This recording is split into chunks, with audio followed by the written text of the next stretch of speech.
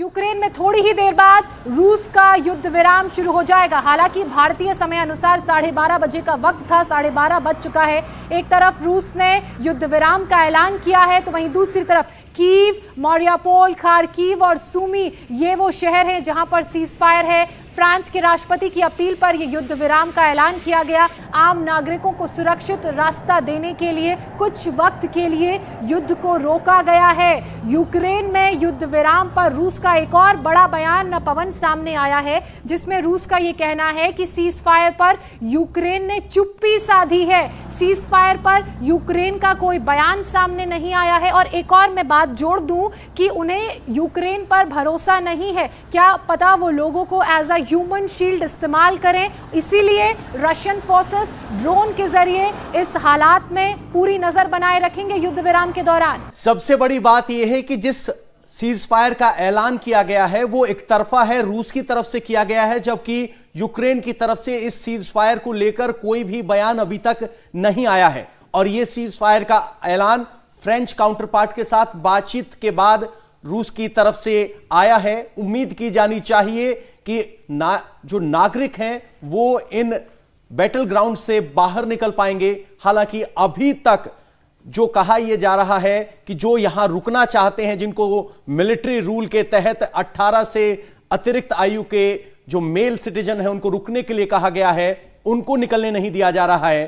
पहले भी जब सीज फायर का ऐलान हुआ था, 6 घंटे की एक विंडो दी गई थी, तब आरोप ये लगे थे कि जिस तरीके से होना चाहिए वो नहीं हुआ। यूक्रेन ने कहा कि युद्ध विराम के बावजूद रूस हमले कर रहा है, और उसकी तस्वीर हमने सुमी में भी देखी थी, लेकिन वो पहले 2 क्षेत्रों तक सीमित था। आज रूस का युद्ध विराम पूरे यूक्रेन में है। नहीं, पूरे यूक्रेन में नहीं है। इसमें जो सबसे इंपॉर्टेंट जो शहर थे, इसमें कीव है, कीव के अलावा सुमी है, खार्किव है, मारियोपोल है। और आपको बता दें कि जो यहाँ पर जो किया गया सीज फायर का जो ऐलान किया गया, आपको याद होगा जो सेकंड राउंड ऑफ टॉक्स हुए थे उसी में ही मांग की गई थी यूक्रेन की ओर से कि जो हमें सेफ पैसेज ह्यूमैनिटेरियन ग्राउंड में दिया जाए। उसके बाद मारियापोल में दिया गया, लेकिन मारियापोल में उसके बाद आरोप लगाए गए यूक्रेन की ओर से कि आप हमारे नागरिकों को निकलने नहीं दे रहे, आप गोलियां चला रहे हैं, जिसके बाद उसको बंद कर दिया गया। एक बार फिर से कोशिश हुई, क्योंकि इसके बीच में लगातार जेलेंस्की या फिर उनकी बातचीत हो रही थी मैक्रो के साथ। मैक्रो ने उसके बाद अपील की कि वहां पर जो लोग फंसे हुए हैं उनको निकलने दीजिए। उसके बाद फिर आज के सीज फायर की घोषणा की गई। हमें जो तस्वीरें आपने देखी रेलवे स्टेशन पे हजारों की तादाद में लोग हैं, दरअसल वो तस्वीरें खुद बयान करती है कि ह्यूमैनिटेरियन कॉरिडोर जिसका जिक्र रशियंस कर रहे हैं कि उनको सुरक्षित तरीके से वहां से ले जाया जाए, वो दरअसल वो इसीलिए तैयार किया गया ताकि सिविल कैजुअलिटीज ना हो। एम्बेसडर गोयल, जब ऐसी तस्वीरें देखने को मिलती हैं, ऊपर से टॉक्स हो रहे हैं, प्रधानमंत्री नरेंद्र मोदी जेलेंस्की से बात कर रहे हैं, ये भी याद रखना होगा कि हमने खुद यूक्रेन के लिए काफी सारा मेडिसिन और इक्विपमेंट और एड भेजा है, उसके साथ साथ हम रशिया से भी बात कर रहे हैं। ये तस्वीरें क्या एक्सप्लेन करती हैं? देखिए, ऐसा है कि ह्यूमैनिटेरियन कॉरिडोर्स को काम करने के लिए दोनों ही पक्षों से उम्मीद की जानी चाहिए कि वो गोलाबारी नहीं करेंगे, फायरिंग नहीं करेंगे। लेकिन जो सिचुएशन है, जब तक कि वो लोग नहीं निकल जाएं, जब तक कि वो सामान वहाँ नहीं पहुँच जाए, बड़ा इफ़ी सा मामला रहता है। किसी भी साइड को किसी भी वजह से एक मौका मिल जाता है कि शायद वो अपनी एक एडवांटेज गेन कर पाएँ। अब अगर रशिया फायर नहीं करेगा तो जो यूक्रेन के सिविलियन, अभी वो सिविलियन नहीं रहे हैं जहाँ तक मेरा ख्याल है, ज़्यादातर सिविलियंस वो कम्बेटेंट्स बन गए हैं, क्योंकि सबको आर्म्स दिए गए हैं। जो भी करना चाहता है सबको आर्म्स दिए गए हैं, तो एक तरह से ज़्यादातर सिविलियन पॉपुलेशन कम्बेटेंट है। अब अगर ऐसा सिविलियन आदमी उस एरिया में फायरिंग करनी शुरू कर देता है, काफ़ी मिलिशिया मौजूद है वहाँ पर अभी, अगर वो फायरिंग करना शुरू कर देते हैं तो फिर क्या रहेगा? सीज फायर का बड़ा कहना मुश्किल है ये। लेकिन बस ये है कि खार्किव के काफी लोग अभी बाहर निकलना चाहते हैं, उम्मीद करते हैं। सर, इस पे जवाब आप भी दीजिएगा। अभी बताया जा रहा है, रूस ने कहा है कि जब वो यहाँ पर होगा, यानी कि पैसेज दिया जाएगा, वो पूरे के पूरे इस ऑपरेशन को ड्रोन के जरिए मॉनिटर करेंगे कि जिस जिस इलाके में सीज फायर किया, जैसे खार्किव का आपने जिक्र किया, मारियापोल का जिक्र किया, कीव का, वहां पर ड्रोन से नजर रखा जाएगा। तो आपको लग रहा है कि यही वजह है कि पिछली बार की तरह कोई गुफअप ना हो जाए या फिर आरोप ना लगे? देखिए, ड्रोन से नजर रखी जाएगी, लेकिन कोई भी ड्रोन की निगरानी 100% फुल प्रूफ नहीं हो सकती है जी। कहीं ना कहीं लीकेज हो जाएगी, कहीं ना कहीं कुछ हो सकता है। तो we have to keep our fingers crossed under all circumstances.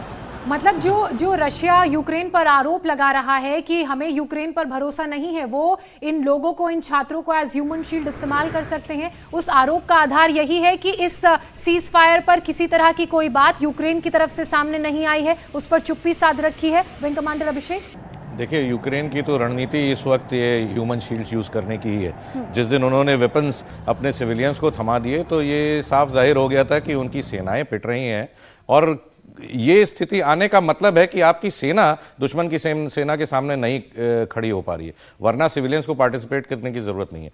अभी ये जो सीज फायर के बारे में हम बात कर रहे थे, इसमें गौर करने वाली बात ये भी है कि ये ट्रांजिएंट सीज फायर है, टेम्पररी, एक लिमिटेड पीरियड के लिए। इसका मतलब ये नहीं कि जो गन्स होगी अनलोड हो जाएंगी या जो वॉर वेजिंग पोटेंशियल है कहीं मूव हो जाएगा। इनफैक्ट ये टाइम इसके लिए भी यूटिलाइज किया जाएगा to reorient the forces, reposition them, और जो निर्णायक लड़ाई है जिसके पहले ये थोड़ा सा एक विंडो दिया गया है कि अभी भी शायद कोई जैसे बूढ़े हों, जो कुछ पिक्चर्स देखने में आ रही थी जो परसेप्शन मैनेजमेंट कैंपेन के तहत जो चल रहा है, उनको फिर एक निर्णायक दौर से पहले दिया जा रहा है। टोटल कंट्रोल टेक ओवर करना चाहता हूं, जो जिक्र बार-बार जोशना भी उठाया, कई पवन ने भी बोला था कि दरअसल ये कि यूक्रेन की ओर से जो बताया जा रहा है इसमें सीज फायर के बारे में कुछ बोला नहीं गया। आपको बता दें कि जो मारियापोल के जो वहां के मेयर थे, उन्होंने अपील की थी कि उनको सेफ पैसेज दिया जाए, उन्होंने लगातार इसकी मांग की है। उसी तरह से आपको बता दें, चाहे वो हम इरपिन की बात करते हैं, उसके मेयर ने भी बोला था कि हमारे लोग यहां से निकलना चाहते हैं, हमको आप सेफ पैसेज दीजिए। और दूसरे दौर की जो बातचीत हुई थी उसमें भी ये बात सामने आई थी कि उन्होंने कहा था कि ह्यूमैनिटेरियन पैसेज चाहिए,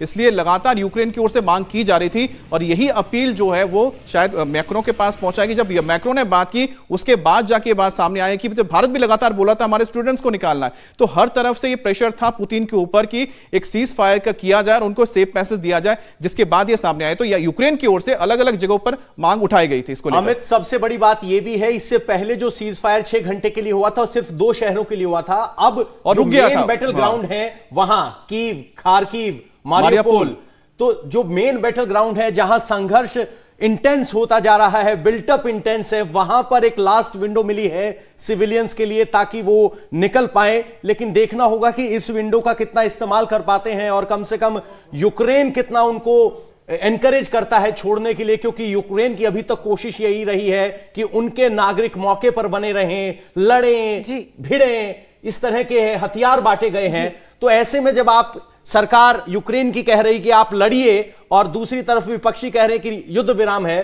तो रिजल्टेंट क्या होगा वो भी बहुत बड़ा सवाल है। मनीष, मैं आपसे इस सवाल का जवाब लूंगी, एक और सवाल उस सवाल में जोड़ूंगी। इंडिया टीवी हर वक्त हर जगह डाउनलोड करने के लिए सर्च करें India TV news Google play store या ऐप स्टोर पर।